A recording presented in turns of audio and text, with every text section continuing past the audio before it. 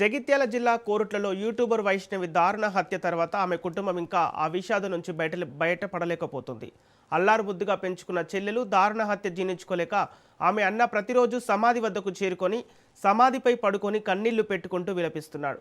చెల్లికి నచ్చిన వంటకాలను తీసుకెళ్లి సమాధి వద్ద ఉంచుతూ ఆమెతో మాట్లాడుతున్నట్లు తీరు అక్కడి వారిని కంటతడి పెట్టిస్తోంది. ప్రేమ పేరుతో దగ్గరై పెళ్లి చేసుకున్న హరిబాబు కొన్ని నెలలకే తన అసలు రూపం బయటపెట్టాడు. 5 నెలల గర్భిణి అని చూడకుండా కిరాతకంగా కత్తితో హత్య చేసి పారిపోయాడు.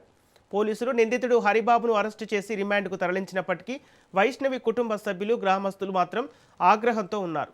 మా బిడ్డకు జరిగిన అన్యాయం మరే అమ్మాయికి జరగకూడదని నిందితుడికి కఠిన శిక్ష విధించాలంటూ డిమాండ్ చేస్తున్నారు.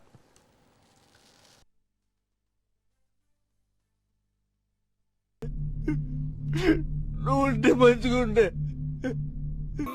ఒక్క మాట నాకు చెప్పినా చెల్లి